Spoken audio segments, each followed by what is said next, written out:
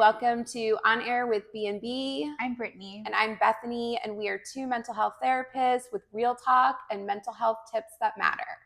So today we are going to be talking about how to spot anxiety in our kids. Right. So where do we start? So I'm thinking, like, first and foremost, what is anxiety? What is anxiety? Mm-hmm. Okay, so anxiety is just a natural, response to stress. So if we didn't have anxiety, like I always say to like even my kiddos, my parents, when I'm trying to explain it, like we would be dead because we would see danger. So like, for example, we're hiking in the mountains, we see a bear, we'd be like, oh, that's so cool. Like, let me like stand here and like observe instead of like, okay, what should we do? Mm-hmm. Fight or flight. Let's like back up, let's halt, whatever. Like we would get mauled by the bear if we didn't have anxiety. Or if we're driving along, and somebody swerves into our lane, we probably wouldn't try to like swerve out of the way, right? Because we wouldn't get triggered and respond immediately. So long story short, it's just a natural stress response. No, I agree, right? And so we also like to talk about the symptoms to kind of help our viewers identify what anxiety symptoms look like in children and adolescents. Yeah. So, and there are a lot of different symptoms to look for, which is basically what we're going to be talking about today, because it doesn't always look like what you think it looks like. Like a lot of people will tell me when I'm talking to them, I don't think I have anxiety. I don't worry all the time. Or my child doesn't seem to be worried. They seem, to be happy-go-lucky until they get really angry. Or, they're having trouble concentrating in school. I think they have ADHD actually, or the teacher, or the physician recommended that we look into ADHD, medication or a diagnosis. And so I just want to put like kind of a disclaimer out there for everyone that a lot of the symptoms we're going to be talking about today coincide or look very similar to other diagnoses, depression, attention deficit disorder. They all have similar symptoms. It just kind of depends, like, where are the symptoms, like what time of day, how are they affecting you, what stands out. But just keep that in mind, because you can have more than one. You can have depression and anxiety. You can have ADHD and anxiety, or one or the other. So it does get a little tricky to spot, and sometimes very frustrating for parents and teachers and clinicians when we're trying to help our kids and find out what's going on to pick the best, way to help them find a solution. Right. So basically it sounds like what you're trying to say is that these symptoms that we're going to elaborate on, you could find very similar symptoms in other diagnoses. Correct. Okay. So what are these symptoms, right? And so we've broken them down into 3 categories, right? So physical, emotional, behavioral, and cognitive symptoms. So I'll start off by kind of elaborating on the physical symptoms. Yes. Right. So the physical symptoms can be anything from pain, right? So headaches, stomach pains. If your child is kind of like saying, oh my goodness, like I'm having like chest pain as well, or I feel like my heart is being out of my chest, or maybe they're super diaphoretic, which just means like sweaty or clammy. Shortness of breath, super tired and fatigued, somatic symptoms, and just change in their activity levels, right? Like their physical activity levels. And remember, when we're going through all of these symptoms, it's really important to remember that these have to be atypical symptoms. Yeah, I was thinking when you were saying that, when you said clammy, my daughter and my husband, it's probably like some kind of medical diagnosis that they have, or just a genetic trait that they're so lucky to have, Right. where they always have like the Sweatiest sweatiest, hands. clammy hands. My husband even like puts them in front of, he's gonna kill me if you're saying this, but Yeah. like he puts them in front of the air conditioning, like in the car, Yeah. like before we get somewhere, so that when he has to shake someone's hand, like it's not all like clammy. sweaty. Yeah. But that's all the time for them. Right. It's not because they're nervous. Correct. Or because they're feeling anxious. Correct. Yeah. So, And so just bear in mind too, like as we're kind of exploring and mentioning and identifying all of these different symptoms, to spot anxiety in our children and adolescent population, bear in mind that these symptoms have to be atypical. They cannot be something that's habitual. It cannot be something that's, very normal or at your child's baseline. So this is something that just kind of like happened out of nowhere, right? Whether it be exacerbated like throughout a long period of time or like a gradual increase in like exacerbation of the symptoms, but these are things to look for and be mindful of, right? So those are physical symptoms. Would you like to talk about the emotional behavioral? Yeah, so this is such a important, and I mean they're all important categories, but this is a bigger category, and a lot, and this, in my opinion, is where a lot of people misdiagnose and think it's ADHD, right. Because of the behaviors, because concentration. So like if all of a sudden your child, let's say they're in school and they're having difficulty, for tests, focusing, or staying on task, or remembering to turn something in, or remembering an assignment, Right. Or like, what do you have any homework? I don't know, I don't think so. Or they're not maybe just trying to get out of it, of doing it, and maybe they are. But this sometimes, like, everyone goes straight again to that like ADHD diagnosis, and sometimes it is, but if it's only in certain environments, that's another thing I want to point out. ADHD would be happening in all environments. So you can't turn your ADHD off. Like, it's not like once I get home, I don't like have problems with my executive functioning anymore.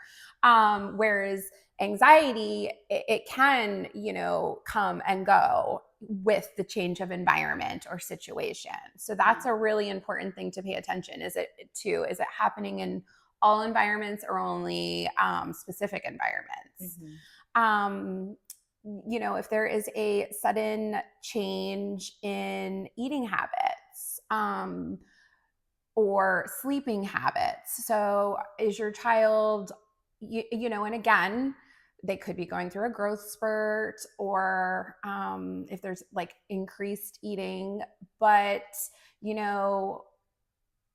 if we rule that out and they're still eating excessively or not eating at all, or feeling going back to those physical somatic symptoms, like they're not eating because their stomach hurts, but we notice it's only before they're getting ready to go to school or at school, then that's something to pay attention to. Because again, if you were having gastro issues, it wouldn't just be during those specific times. It would probably be numerous times throughout the day. Right.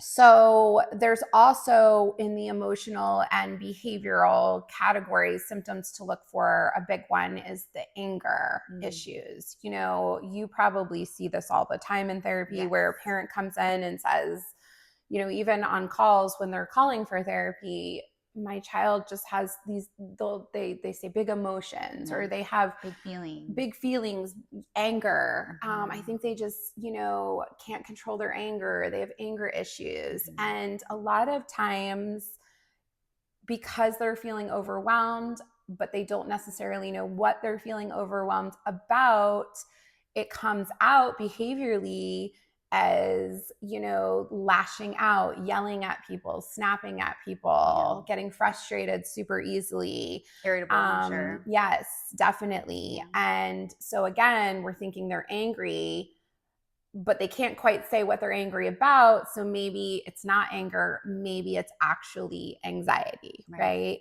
And then that kind of goes into similar symptoms behaviorally that look like depression, or just like teenageism is what I'll call it, where your child or teenager all of a sudden is, you know, retreating to their room more often than they usually do. So again, you know, teenagers, we all know they love to be, you know, in their lair. I like to call it their lair. Because it usually smells too, because they're so cleanly, you know, like, especially I hate to stereotype, but the boys' rooms. Whew. But they like to be in there. They like to be doing whatever it is they do. But then they come out and they want food and they want to say hi and they want to chit chat for at least a little bit, maybe, right? But then all of a sudden you notice they're not doing that anymore. They're not even talking to me when we're in the car together anymore.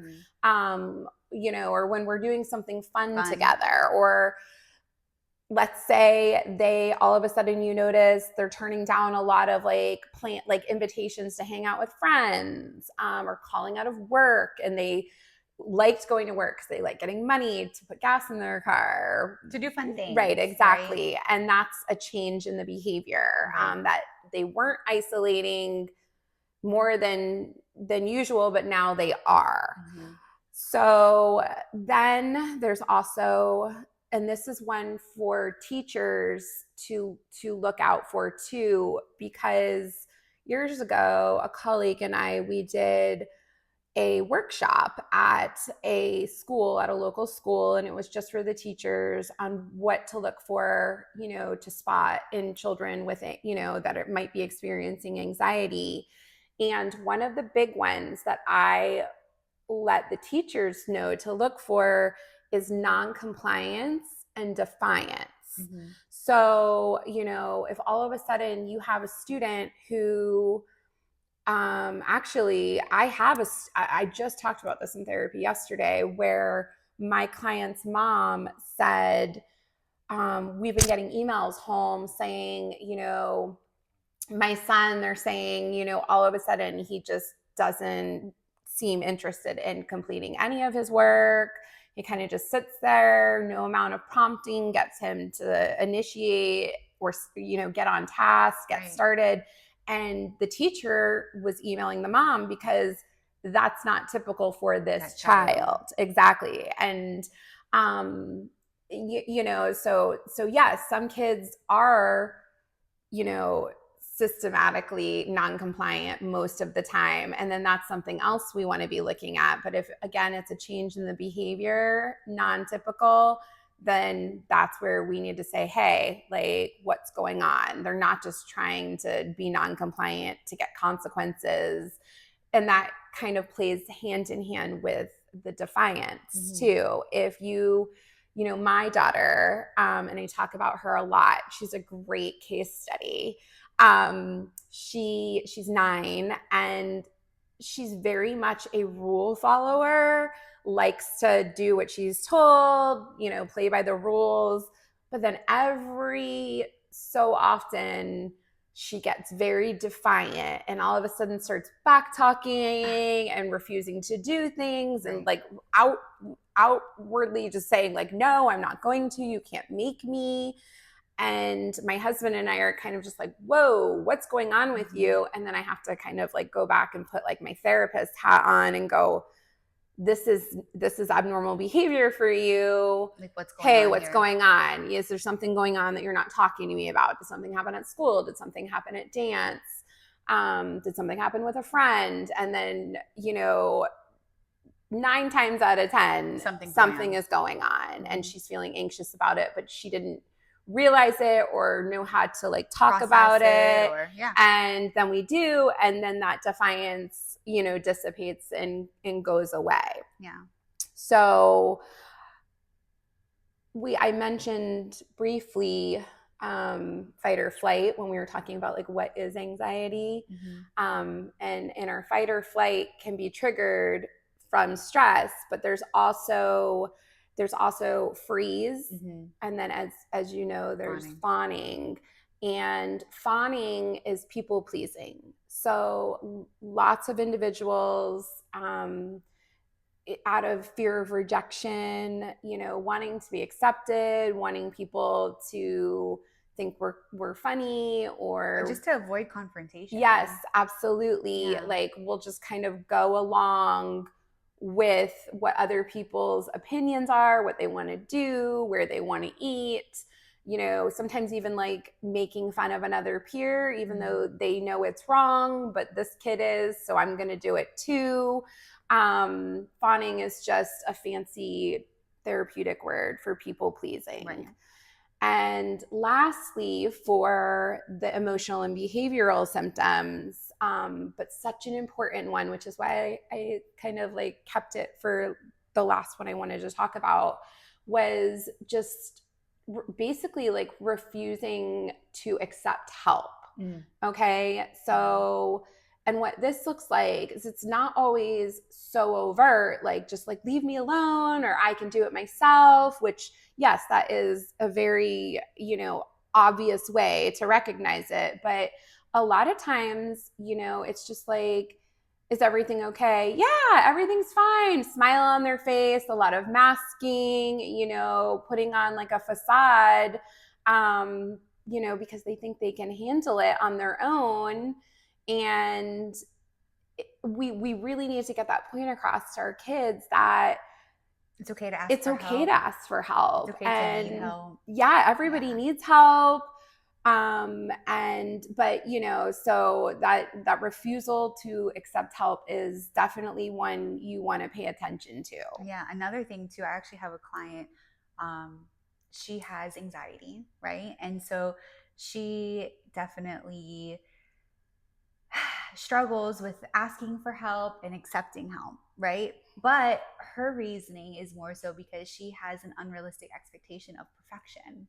And she feels like, no, I just need to do it my way, or I need to complete it because I need this to be perfect, right? And so perfection, like, which kind of ties into like the third, I guess, cognitive, right? So I can kind of just pick up there. Yeah, so absolutely. It kind of transitions into like our third category of it's cognitive the way you symptoms. think. Like, I need to be perfect. Right. I need to do this perfectly. Right. But that ties into another reason or an example as to why that child doesn't want to accept or ask for help, right? Because Absolutely. they just feel like, oh no, I just need to do it because no one's going to do it as well as I can. It needs to be perfect, right? Everything has to be perfect in their controlled world, right?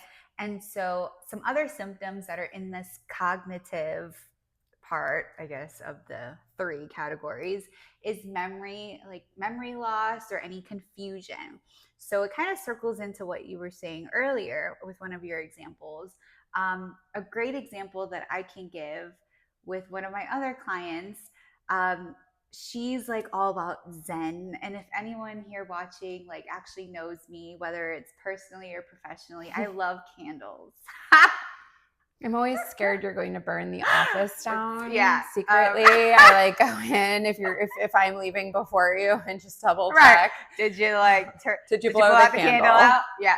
So I love candles. Just burn the whole building down. Right. I know. There's my anxiety. That's her anxiety. No, but I love candles, and so this is like another client that I have at the office, and she's a preteen, and she loves the Zen-ness, right? Like she loves the calm.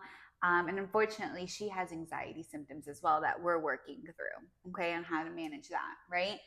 But the reason I'm bringing this up is she decided to, at home in her room, create like a safe space, which is something that we promote, right? So that whenever she is feeling super anxious or on the verge of possibly having like an anxiety attack, which are things that she's being able to recognize right now, which is fantastic, right? She likes candles and she'll have on spa music or meditation music in the background, and she'll do like a guided meditation if anything, or she'll independently meditate or do some breathing techniques and things of that nature, right? But typically this particular child that I'm referring to, this preteen, she has like great memory, right? However, this is when the anxiety kind of like kicks in, unfortunately. I'll never forget this story. She said she was on her way and the dad was driving her to school, right? And in the car, she goes, wait, hold on 1 second. I don't know if I blew out the candle. Oh my gosh, what if I didn't blow out my candle? Oh my goodness, now we need to go back. Dad, we have to go back home. Dad, we need to go back home right now. Oh my gosh, now I'm going to be late for school because I have a test this morning. Oh my gosh, what are we going to do? Because Dad, aren't you going to Miami right now for work? Oh my gosh, what am I going to do? And having a full on anxiety attack in the car on the drive to school because she couldn't recall remember. if she blew out her candle, right? And so that's just one example of a multitude of different examples I could provide, right? Of what I mean by memory loss or confusion, right? And she's like, no, like I always do it. And like, I think I did it. And just like second guessing and questioning is like a big thing too, right? Another example of cognitive symptoms that are associated with anxiety and specifically with children and adolescents is difficulty concentrating, like a hard time being able to focus or having even like, being able to just like sit down. This kind of circles back to what you were saying earlier of, a lot of these symptoms, and I said it earlier too, I think that some of these symptoms can be present in other diagnoses, right? Yeah. And so if we have our other clinicians or students who are studying counseling, right, watching in today, I mean, when you hear a child who can't sit to focus or has difficulty concentrating, I mean, as a clinician, your kind of flag goes up as, okay, that's a marker of ADHD. Yep. Right? However, let's bring to light, like, this is also a marker and a symptom of anxiety. Correct. Right? Because when you, like, for some of our kiddos, we have to understand the function. Why is it hard for them to sit and focus? Is it voluntary or involuntary? Right? What are they thinking about in that moment that could possibly be distracting them? So some of my kiddos, well, all of my kiddos have homework, right? Or have another client who is very exceptional academically on a baseline level, okay? Excels in school and loves to do homework. Oh. It's like a preferred, right? You do you, kiddo. If you're watching, I'm proud of you. So you know who you are. So it's just like sitting down, doing homework makes this client feel empowered. Probably because they have a sense of control and it's like very like they're task driven. And every time they complete a simple task, it's like very empowering and it makes them feel good, right? Now, let's circle back to the challenges with focusing and difficulty concentrating. So this particular client, like I said, it's a preferred activity usually to like complete their homework and get it done ASAP. Well, they said recently that they were like sitting down to like do their homework and they were reading like the first line over and over and over, and they couldn't get past the first sentence, right? They couldn't even understand what they were reading. And we talked about it, and it was because they were so worried about a different subject for the next day. This was like on a Tuesday evening, and I guess like that Wednesday morning for like their second or third period, they had a science test, but they were trying to sit down and do something for like their reading class, like their English class, to like read something. And like this particular client was so focused on the science test that they couldn't even like in the moment be present to complete this task. And so that's just like an example of not being able to focus or being able to concentrate on a task when they typically can, right? But one of the reasons that it's more so anxiety in this particular case rather than ADHD is because this particular client is super anxious and nervous and worrying about something in the future rather than being able to concentrate. And typically they're able to concentrate when completing that task. Right. Or like like you said, you mentioned preferred task or preferred activity. I've even seen kids, they're so excited to go to like a party, like a friend's birthday party or something like that. But then when they get there, this actually happened to my daughter last year. She was so excited to go to her friend's birthday party. It was a sleepover. You know, we've just recently started those. Yeah. And this is the person who lives across the street from me is sleepover, by the way. So very comfortable with the family. Right. Well, the little girl had like 3 other friends from her cheer team that Piper didn't know. And she sat and pouted for basically the first hour that she was there. Oh my goodness. And, you know, we like my friend was sending me pictures and we were kind of like laughing and like, but I was like, what is going on? You know, like, why is she being so, we call it being sticky, like a stick in the mud. Mhm. We're like, why is she being so sticky? Yeah. But really, like, you know, it was because she was feeling anxious because she didn't know these other girls. And then eventually, you know, they did start talking to one another and she got comfortable and she had a blast. But I've even seen it. She was so excited all week to go to this party. And then it looked like she wanted to be anywhere else, you know, for the first hour. Yeah. And if anyone knows, like Bethany's daughter is super social, Yes. right?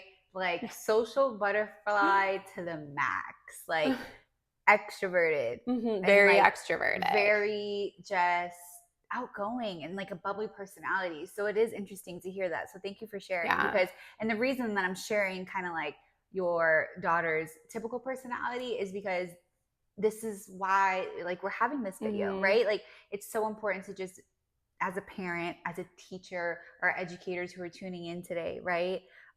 Even like babysitters who are maybe like noticing this, and even like clinicians, right?